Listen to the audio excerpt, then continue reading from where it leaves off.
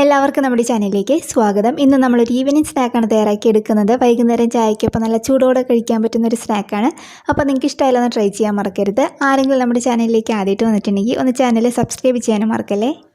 അപ്പോൾ നമുക്ക് ഈ സ്നാക്ക് തയ്യാറാക്കി എടുക്കാൻ വേണ്ടിയിട്ട് ഞാനിവിടെ ബേബി കോൺ എടുത്ത് വെച്ചിട്ടുണ്ട്. ചെറിയ കോൺ നമുക്ക് പാക്കറ്റിൽ മേടിക്കാൻ കിട്ടും.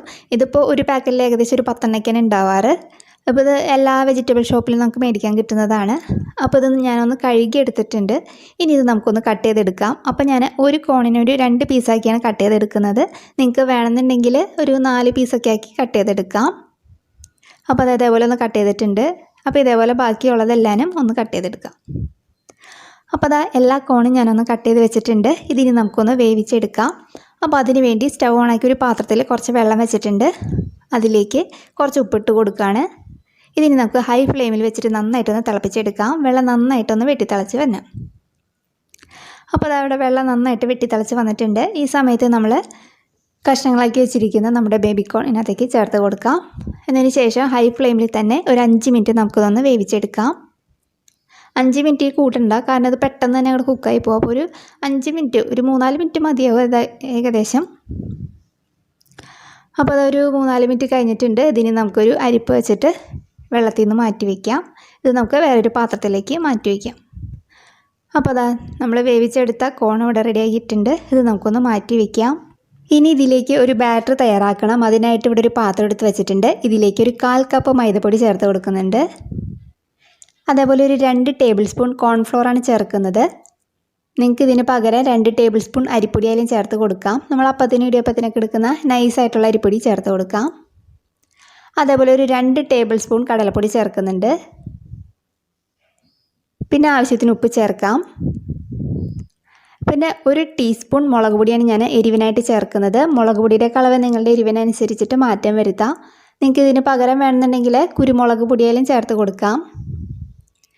പിന്നെ ഇതിലേക്ക് ഒരു 2 അല്ലി വെളുത്തുള്ളിയും ഒരു ചെറിയ കഷ്ണം ഇഞ്ചി നന്നായിട്ട് ചതച്ചെടുത്ത് ചേർക്കുന്നുണ്ട്. നിങ്ങളുടെ കയ്യിൽ ജിഞ്ചർ ഗാർലിക് പേസ്റ്റ് ഉണ്ടെങ്കിൽ അത് ചേർത്താലും മതി. ഒരു ടീസ്പൂണൊക്കെ ചേർത്താലും മതിയാവും. പിന്നെ കുറച്ച് മല്ലിയില അരിഞ്ഞത് ചേർത്ത് കൊടുക്കുന്നുണ്ട്. ഇത് ഓപ്ഷനിലാണ്, വേണമെങ്കിൽ ചേർത്താൽ മതി.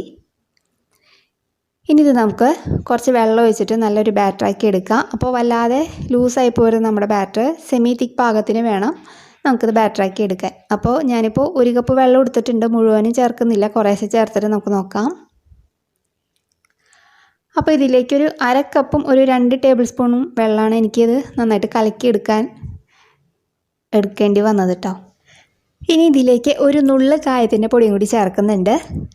പിന്നെ നിങ്ങൾക്ക് ഈ സമയത്ത് വേണമെന്നുണ്ടെങ്കിൽ ഇതിലേക്ക് ഒരു 1/4 ടീസ്പൂൺ ബേക്കിംഗ് സോഡയും കൂടി ചേർക്കാം. എന്നിട്ട് നന്നായിട്ടൊന്ന് മിക്സ് ചെയ്തെടുക്കാം. അപ്പോൾ നമ്മുടെ ബാറ്റർ ഇവിടെ റെഡി ആയിട്ടുണ്ട്. ഇത് നമുക്ക് മാറ്റി വയ്ക്കാം.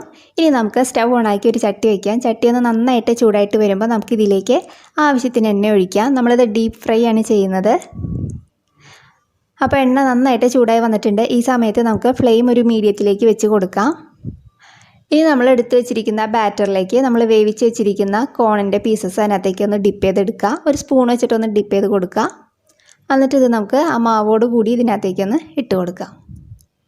അപ്പോൾ നമ്മളൊരു ലോ ടു മീഡിയം ഫ്ലെയിമിൽ വെച്ചിട്ട് ഫ്രൈ ചെയ്തെടുക്കുക. അല്ലെങ്കിൽ നമ്മളിത് ഇടുന്ന വശം തന്നെ അതിൻ്റെ പുറം ഭാഗം പെട്ടെന്ന് കളറ് മാറും.